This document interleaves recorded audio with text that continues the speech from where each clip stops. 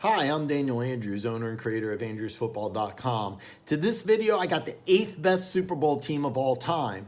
Now, have you ever seen a team use a jet sweep? Have you ever seen a team use motion? Have you ever seen a team line up in a pre-snap formation, judge defense, and then shift their formation to adapt to the defense? Well, all those strategies started with this football team. The head coach was definitely an innovator and one of the best head coaches of all time. You know, I mean, what he did with the NFL really changed the game literally because every single team uses motion and shifting. As a matter of fact, when they won the Super Bowl, the Hall of Fame coach of the losing team even admitted they had no idea how to deal with this offense. It's actually funny because this Hall of Fame quarterback who won MVP of the game is considered one of the most underrated players in the league history. And this is by the NFL Network, who named him one of the most underrated passers of all time, or one of the most underrated players. And the reason why is when he played, winning the NFL Passing Completion Percentage Award wasn't as important as it would be now. You have to understand this quarterback led the league in passing percentage completion multiple times, including at age 40, which is even more impressive because there's multiple clips of him smoking cigarettes on the sidelines. Can you picture Tom Brady smoking a cigarette on the sidelines? No, you can't, but this quarterback used to do that. So it's really underrated how good this quarterback was. This team also had a Pro Bowl fullback, Heisman Trophy winning tailback who led the team in rushing and receiving. They have a wide receiver who should be in the Pro Football Hall of Fame, who will be in Canton one day. He missed about half the season, but he had 8 starts and still had 696 yards receiving and 7 touchdowns. This team also had a first-team All-Pro left guard, a first-team All-Pro left tackle. You have to understand this offense was really, really good, extremely innovative, and was second in the league with 25.6 points a game. So I know what you're going to say. Hey, Dan, what about the defense? Well, the NFL Network named this defense the 4th best defense of all time. And that was before they had a 5th member of this defense join the Pro Football Hall of Fame. So I could actually argue, even though they're 4th best defense of all time, maybe they should be 3rd.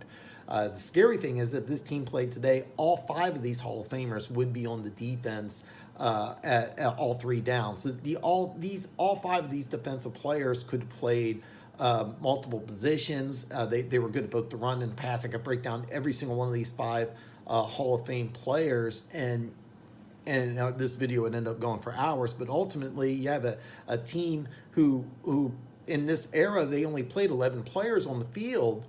5 of them are in the Pro Football Hall of Fame. So the defense is amazing. This defense was number 1 in everything. Turnovers created, this team was number 1. Points against, this team was number 1. Rushing yards, number 1. So if they're number 1 in rushing yards, passing yards, you allow it. No, they were number 1 in rushing and passing yards. How many times has that happened? We'll do the research because this team is the only team that's led the NFL in turnovers created, points against, rushing yards, number 1, passing yards, number 1. You have to understand, they get to the playoffs, they play on the road. Their first playoff game against a team that won Super Bowl previous year, Hall of Fame quarterback, first-team All-Pro running back, held on to 6 points. They get in the conference championship game, and their opponent, in order to get to the conference championship game, scored 56 points. Conference championship game, they hold the same team to 7. As a matter of fact, this team actually had the best team in football, but then they get in the Super Bowl, and they hold the team that scored the most points in the league to 7 points. And of course, I'm talking about the 1969 Kansas City Chiefs. In case you couldn't figure it out here, the Chiefs defense in these 3 playoff games allowed the 69 Jets, which of course won Super Bowl III, to 6 points. The Raiders, which had the best record in football, held them to 7, and then the Minnesota Vikings, which had the number 1 offense in the league. You have to understand back then it was the AFL and the NFL, but 3 playoff games, 20 points. You have to understand, because the Chiefs were a wild card team, and the Vikings were the number 1 seed. The Chiefs were a huge underdog going into this game. They're the only team on this list that was an underdog going into the Super Bowl, and they are a massive underdog. But the thing is, though, it was really cheating because in the 60s, they obviously didn't have the internet. Technology wasn't as relevant as it is today in scouting and knowing how the opponent's tendencies were. The Vikings, the most innovative thing on offense they saw was the Packers' power sweep, or pulling the guard from one side to the other side of the field, was mind-blowing. Well, the Chiefs, what they did was completely different. Every single play is like, sometimes they put 3 players in the backfield, they shift out wide. The Vikings never seen anything like it. It was actually cheating. Put it in perspective, a few years ago, the Miami Dolphins were playing the New England Patriots and decided to take out their quarterback or split him out wide and run something known as the Wildcat.